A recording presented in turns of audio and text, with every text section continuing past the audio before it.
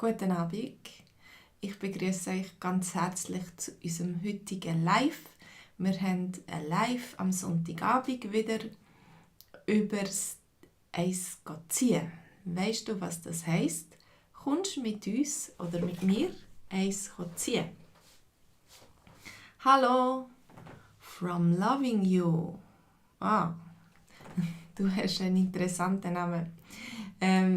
Schön bist du da. Ich hoffe, ihr habt alle einen schönen, erholsamen Sonntag gehabt und sind jetzt zu haben, für ein bisschen zu schwätzen, zusammen zu reden auf Schweizerdeutsch. Oh, jetzt muss ich noch schauen, dass ich das... Da ist Chat. Hallo Kelsang, hallo Olivia. Schön sind ihr da. Also, hey, kommt ihr mit mir Eis ziehen? Habt ihr Lust? Vielleicht sind ihr schon am Wochenende mit den anderen Freunden Eis ziehen.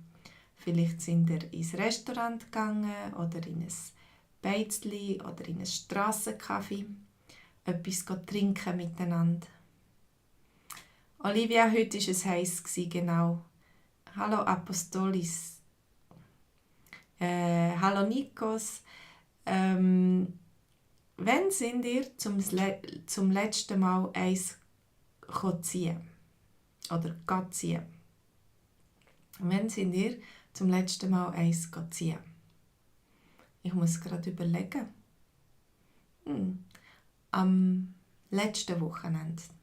Das Wochenende bin ich nichts ziehen. Ich bin nicht ins Restaurant gegangen, ich bin nichts trinken. Olivia, nein, das ist nicht nur für Alkohol, das ist einfach etwas trinken. Wenn du etwas trinken ins Restaurant, dann kannst du fragen, kommst du mit mir eins ziehen? Oder wenn wir zusammen eins ziehen, kannst du auch fragen. Oder komm, wir gehen eins ziehen. Wenn es so heiß ist zum Beispiel, und du unterwegs bist und dann denkst, es wäre schön, ein bisschen einzukehren, eine Pause zu machen, vielleicht sogar unter einem schattigen Baum oder in einem klimatisierten Restaurant. Und dann könnt ihr zusammen etwas trinken und dann bist du wieder frisch und gestärkt für die weitere Zeit. Oh, das ist mein Hund. Mein Hund ist noch gekommen, mich besuchen. Also, es ist besser, wenn sie da sitzt, als wenn sie vor der Tür steht und baut. Also, ihr habt den Text unten im Link auf swissgermanonline.com. Da hat es auch so einen kleinen Text über das Eis ziehen. Olivia, genau, die habe ich schon beantwortet. Olivia hat gefragt, das könnte ich dann. Ist das nur für Alkohol? Nein, das ist nicht nur für Alkohol. Wobei, du kannst ein Bierli haben oder du kannst vielleicht ein Gläschen Wein nehmen oder du kannst aber auch eine Schorle nehmen. Wisst ihr, was eine Schorle ist? Äpfelschorle oder ein Rivella. Ich weiss nicht, was würdest du an so einem heißen Sommertag wie heute bestellen? Was würdest du bestellen?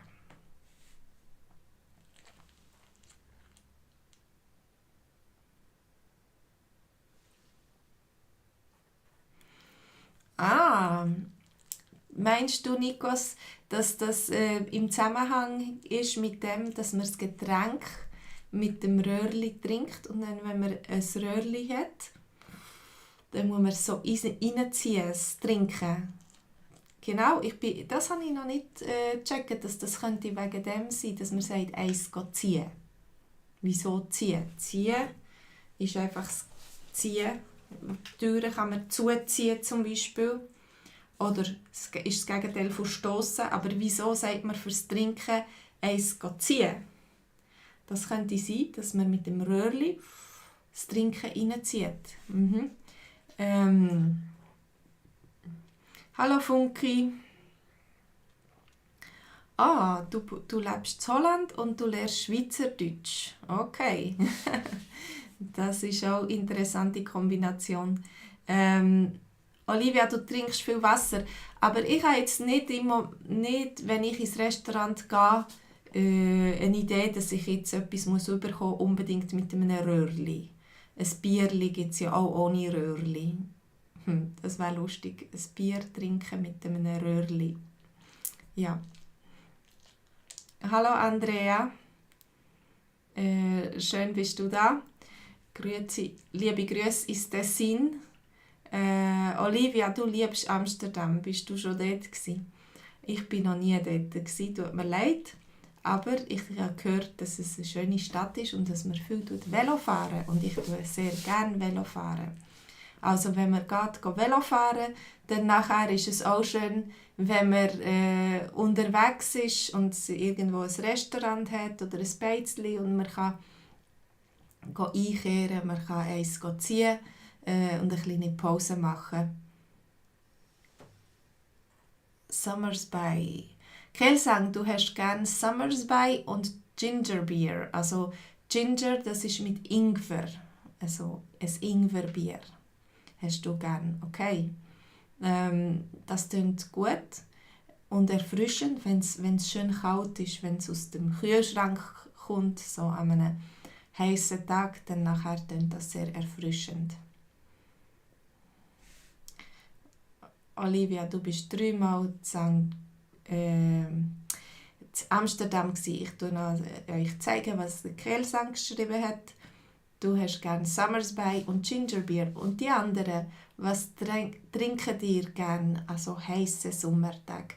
Ich habe auch gerne, ich habe es schon gesagt, eine Äpfelschorle. Also bei so heissen Sommertagen habe ich nicht Lust auf Alkohol. Weil ich habe viel Durst und ich möchte viel trinken. Und dann nehme ich lieber eine Äpfelschorle, also Äpfelsaft mit Mineralwasser. Das ist auch eine gute Idee. From Loving You, du sagst, du hättest gerne ein Eiskaffee bei dieser Hitze. Natürlich nicht ein heißes Kaffee, wenn es schon heiß ist, sondern ein Eiskaffee. Das ist auch eine gute Idee. Das kann man auch haben in vielen Restaurants oder im Sommer vor allem. Ja. Oder ich auch gerne zum Beispiel einen Orangensaft. Ein Orangensaft, etwas Fruchtiges. Und Orangen haben noch so kühlende Eigenschaften. Oder Münzentee auch. Meine Mutter hat immer daheim einen grossen Krug Münzentee gemacht und wir konnten den ganzen Tag von dem Tee trinken. Und Münze ist auch etwas, das kühlt, das einem kühlt. Im Gegensatz zum Beispiel zu Lindenblütentee, den man trinkt, wenn man kalt hat, wenn man verkältet ist oder so. Münzentee tut einem kühlen. Hallo Sahir, guten Abend. Mir geht's gut und dir und euch allen, wie geht's euch? Also wir sind gerade darüber reden, was wir trinken, wenn wir einkehren. Kommst du heute eins ziehen? Oder kommst du mit uns auch eins ziehen, Sahir? Olivia, genau, Olivia, du sagst, du trinkst Eiskaffee mit Röhrli. From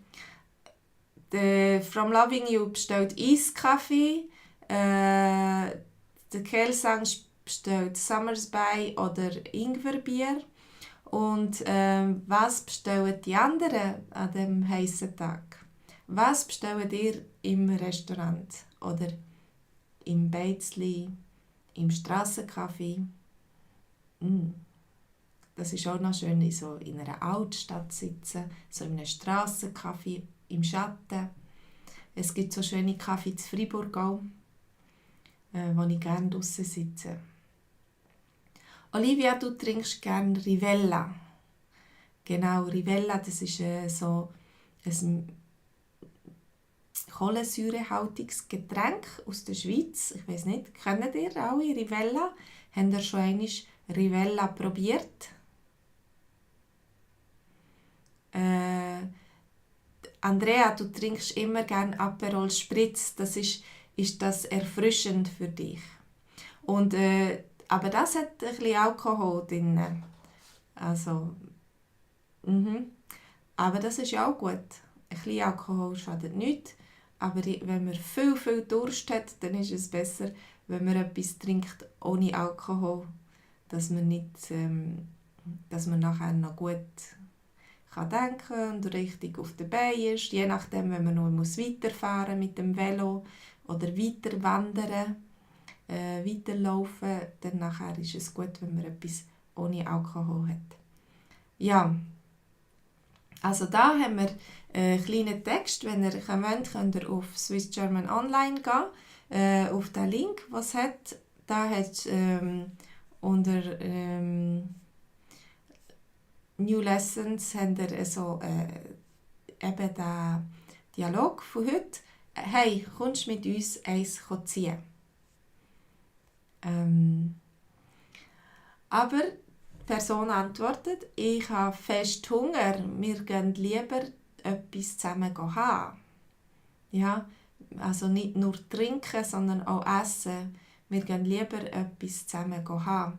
Also zum Beispiel, ich weiss nicht, auf was hast du Lust? Hast du Hunger vielleicht? Was würde ich jetzt bestellen, wenn ich ins Restaurant ginge, etwas haben? Ich habe zum Beispiel gerne ab und zu einfach auch eine Suppe, wenn ich nicht so viel Hunger habe, aber doch ein bisschen etwas möchte. Wobei, wenn es so heiß ist, dann nachher sind die Suppen vielleicht ein bisschen warm, dann würde ich vielleicht einen Salat essen. Bei so heißem Wetter, Sommerwetter, würde ich vielleicht irgendeinen guten Salat, gemischten Salat oder etwas essen. Was würdet ihr bestellen, wenn ihr zusammen ins Restaurant ginget, etwas haben? Mit Freunden. Genau, Olivia, es gibt so Salat, der mit Poulet ist oder mit etwas Fleisch. Ja, das ist auch gut. Das, so ein grosser Salattauer, an dem hat man auch gut gegessen. Also es ist nicht zu wenig für mich. Ich habe genug gehabt, wenn ich so einen Salattauer, eben so reichhaltigen Salat esse, der noch Poulet hat und Mais und verschiedene Salat, Nüssli-Salat oder Rucola-Salat. Kelsang, du nimmst als Vorspeissuppe an. Genau, ich habe da vergessen. Die Olivia hat gesagt, ich trinke gerne Rivella. Der Andrea hat gesagt, ich trinke immer gerne Aperol Spritz. Und Olivia isst gerne Salat mit Pouletfleisch. Und Kelsang, du nimmst gerne als Vorspeissuppe und dann nachher noch einen zweiten Gang oder einen Hauptgang. So hast du sicher genug gehabt. Und wenn es geht, vielleicht noch ein Dessert, oder? Am Schluss. Dann wäre es gerade ein dreigängiges Menü mit Vorspeis, Hauptgang und Dessert. Sahir, du sagst, ich bin gerne Wasser, wenn ich viel Sport mache. Also sehr wahrscheinlich meinst du, ich trinke gerne Wasser, weil du viel Sport machst. Du trinkst gerne Wasser, weil du viel Sport machst. Zum Wasser trinken ist das immer, oder zum Sport machen ist Wasser immer das Beste, oder? Also süße Getränke oder so sind nicht so gut, wenn man Sport macht. Du nimmst from Loving You, du nimmst das, was die Olivia nimmt. Also du nimmst auch Salat mit Pouletfleisch, so einen schönen, grossen, gemischten Salat mit Pouletfleisch. Das ist eine gute Idee. Du bestellst das Gleiche. Oh, hallo Jockey. Was nimmst du zum zum Essen. Auf was hast du Lust, wenn du ins Restaurant gehst jetzt? Auf was hättest du Lust? Wir reden darüber, was wir ziehen, zum Beispiel im Restaurant, was wir trinken, aber auch, wenn wir etwas haben ins Restaurant, etwas Kleines essen oder so, was würdest du bestellen? Kelsang, du bist ein Feinschmecker, genau. Ich habe doch gedacht, nach dem Hauptgang, wenn man schon eine Vorspeise hat, nach einem Hauptgang kommt noch ein Dessert. Ein Dessert, also ein Kuchen mit Kaffee. Okay, das ist gut. Das ist so ein richtiges Sonntagsessen. Und heute ist ja Sonntag, also das ist kein Problem. Ich versuche immer unter der Woche weniger Kuchen zu essen und weniger Dessert und so. Aber am Wochenende ist es super. Dann kann man es geniessen, wenn man einmal einen Kuchen hat oder ein anderes Dessert. Oder eine Glasse bei dem heißen Wetter. Wir könnten auch gut Glasse essen. Entweder Vanilleglasse oder es gibt ganz viele andere Aromen für Glasse.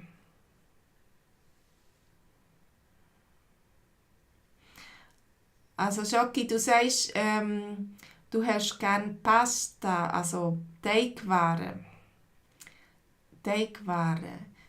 Spaghetti Bolognese oder Pesto mit einer Pesto-Sauce, mit einer frischen Pesto-Sauce am besten. Oder ein Cäsarsalat, genau das ist das, was wir gemeint haben mit dem Salat mit dem Pouletfleisch. Das ist, glaube ich, Cäsarsalat. Also, Schocki, bei uns ist das Danzig ist es ganz gut. Also, alles in Ordnung. Genau, gehen wir weiter beim Dialog. Also, der geht weiter. Ich habe fest Hunger, wir gehen lieber etwas zusammen haben. Nein, du, ich muss nachher heim. Erika wartet mit dem Mittag auf mich. Sie hat heute Geburtstag. Aber geht ihr nur essen, ich komme dann das nächste Mal mit. Das ist unser erster Dialog. Den findet ihr auf der Homepage. Ihr könnt auf den Link klicken unter dem Film. Da ist der erste Dialog mit dem Eis ziehen. Kommst du mit uns Eis ziehen? Ich habe fest Hunger. Wir gehen lieber etwas zusammen haben. Aber dann, wenn wir eben etwas zusammen haben, wenn wir etwas essen, dann geht es immer relativ lang. Das ist nicht so schnell wie das Trinken. Also darum passt es dieser Person nicht. Sie kann nicht so lange bleiben. Vielleicht für ein Bierli oder irgendetwas zu trinken, das hätte noch gelangt. Aber dann richtig zu essen, wenn dann schon die Frau daheim wartet mit dem Mittag, das geht nicht gut. Also, dann musst du heim zu Mittag essen, wenn jemand schon für dich kocht. Da hat es auch einen zweiten Dialog. Zum Beispiel nach dem Unihock gehen wir meistens zusammen etwas haben. Also vielleicht bist du in einem Sportclub und du kannst... Du gehst dich aus, du tust viel umspringen im Fußball oder Handball oder eben Unihock. Wenn du Unihockey spielst in der Halle mit dem Schläger, so wie Hockey, aber mit dem Ball, dann bist du nachher müde und hast Hunger und vielleicht willst du noch ein bisschen mit deinen Kollegen zusammen sitzen, mit deiner Mannschaft und dann kannst du zusammen mit ihnen eins ziehen oder sogar etwas haben. Also ihr könnt etwas essen miteinander. Das ist vielleicht realistischer mit Leuten, die keine Familie daheim haben, die auf sie warten. Aber auch andere, wenn man eine Familie hat, kann man zum Beispiel irgendeinen Abend frei haben für seinen Club, für seinen Sport und dann für seine Freunde ein bisschen Zeit haben, um ins Restaurant zu gehen, zusammen etwas essen. Genau, weil nach dem Sport haben viele Leute einen Bärenhunger. Ich weiss nicht, wie es euch geht. Aber nach dem Sport tue ich gerne etwas knabbern, mindestens. etwas Kleines essen, auch wenn es vielleicht schon Abend ist. Ja, wie geht das euch? Wenn ihr Sport habt oder wenn ihr Sport macht, sind ihr in einem Club? Macht ihr so Mannschaftssport? Tut ihr shooten oder Volleyball spielen oder Basketball spielen oder vielleicht Tennis spielen mit einem Kollegen oder ihr habt einen Tennispartner oder das vierte zusammen oder Badminton. Ich bin manchmal auch Badminton spielen oder Squash. Wenn ihr Sport macht mit Freunden, könnt ihr nachher noch etwas ziehen oder geht ihr dann schnell heim? Wie ist das bei euch? Also, der Schocki hat als letztes geschrieben. Oh nein, der hat noch viel geschrieben. ich muss mein Chat aufscrollen. Also du, Schocki, du bist in Breslau, es war sehr heiß. 36 Grad, ja. Vielleicht bist du auch eins ziehen oder vielleicht bist du am See schwimmen, wenn es so heiß ist. Oder irgendwo an einem Fluss. Hallo Aunir. Ah, Olivia, du knabberst jetzt Rüebli. Das ist dein Snack für heute Abend. Sehr wahrscheinlich hast du schon die Nacht gehabt. Und das ist etwas Gutes. Ich habe entdeckt, dass es auch sehr gut ist beim Autofahren. Wenn ich Rüebli esse und beisse, dann nachher muss ich kauen. Und wenn man so eine Bewegung macht, dann nachher schlaft man weniger schnell ein, man bleibt wacher. Also ich kann das euch empfehlen zum Autofahren, wenn ihr weit fahren müsst, ein bisschen Rüebli essen oder sonst etwas knabbern oder mindestens ein Ketschgummi oder singen oder reden. Das ist etwas, was mir immer sehr geholfen hat, zum wach zu bleiben.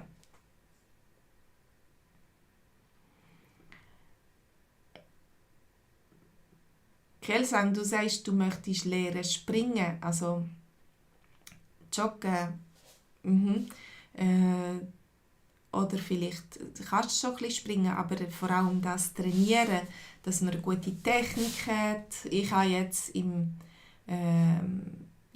Januar haben wir angefangen zu springen, meine Mann und ich, so ein bisschen an Training gehen.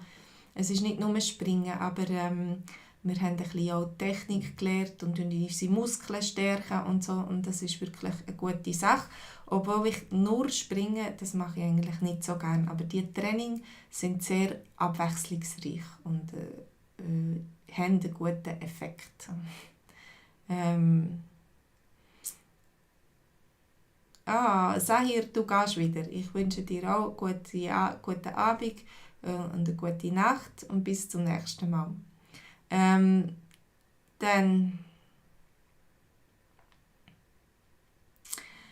genau. Habt ihr unsere Homepage gesehen? Da hat es verschiedene Dialoge. Da könnt ihr noch schauen und es gibt auch Audio dazu.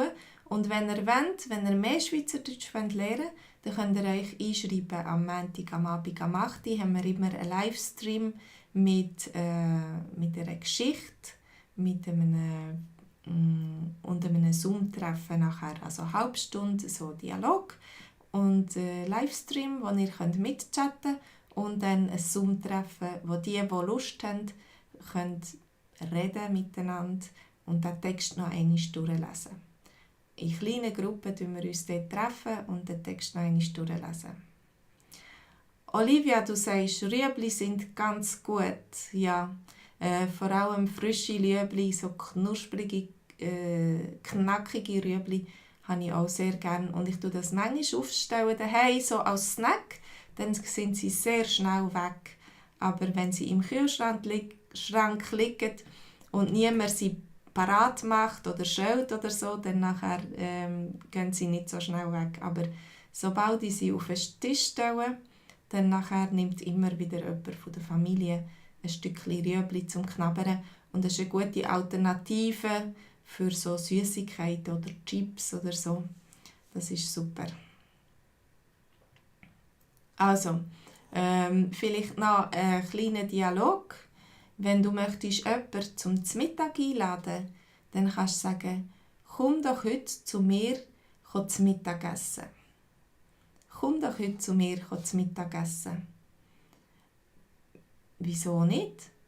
Wann soll ich kommen? 12:30. Ja, gut, abgemacht. Ja, also wenn ihr wenn ihr jemanden möchtet einladen, dann nachher könnt ihr sagen, komm doch heute zu mir zum Mittagessen oder komm doch am Samstag zu mir zum Nachtessen oder so. Oder wenn du die Person möchtest ins Restaurant einladen, dann kannst du sagen, ich lade dich ein, am Freitagabend zu essen. Also wenn du ausgehst, ins Restaurant gehst, dann kannst du sagen, ich lade dich ein, zu essen. Auch die am Freitagabend oder am Samstagabend in die Stadt gehen, ins Restaurant gehen, in eine Disco gehen oder einfach so. Generell sagt man dem, ich gehe in den Ausgang oder wir gehen in den Ausgang. Also wir gehen vielleicht nicht nur an einen Ort, man kann auch an mehrere Orte gehen oder man kann Leute treffen auf der Straße und irgendwo in einem Park zusammensitzen oder in einem Strassenbeiz oder in einem Dancing oder so. Man geht einfach so ein bisschen in die Stadt, am Freitagabend, meistens am Samstagabend, in den Ausgang. Vielleicht geht man zuerst in ein Theater. Meine Eltern waren gerade im Theater am Freitag. Und nachher kann man noch etwas zusammen ziehen oder so. Also in den Ausgang gehen, das ist ganz generell. Gehen ihr am Wochenende in den Ausgang? Gehört ihr zu der jungen Generation, die gerne unterwegs ist in der Stadt, am Samstagabend, am Sonntagabend, wo vielleicht gerne tanzen, eins ziehen oder etwas essen, ins Restaurant sogar? Oder sind ihr so lieber daheim? Könnt ihr lieber Freunde zu euch einladen? Oder vielleicht habt ihr eine Familie und kleine Kinder und dann habt ihr gar nicht so Zeit, viele Freunde einzuladen und viel in den Ausgang zu gehen, sondern sind mit eurer Familie zusammen. Wie ist das bei euch? Also ich gehe nicht so viel in den Ausgang. Ich gehe ab und zu, habe ich mit meinem Mann ein Date und dann gehen wir manchmal etwas ziehen oder etwas essen auch, oder wir gehen sogar weg, ein Wochenende in ein Hotel. Aber wir gehen selten tanzen zum Beispiel. Wir gehen etwa einmal pro Jahr. Dann kommen wir richtig aus der Übung. Also, genau, das ist auch einer von diesen Dialogen. Da. Gut, also, könnte das noch. Das war es für heute. Ich danke euch ganz herzlich fürs Mitmachen, fürs Mitreden. Ich wünsche euch Prost für die jetzt eins ziehen mit ihren Freunden oder so. Für die etwas trinken oder einen guten für die noch etwas essen. Vielleicht sind ihr lange unterwegs heute und erst gerade heimgekommen. Dann wünsche ich euch einen guten und sonst eine ganz gute Nacht und bis zum nächsten Mal. Macht's gut. Tschüss zusammen.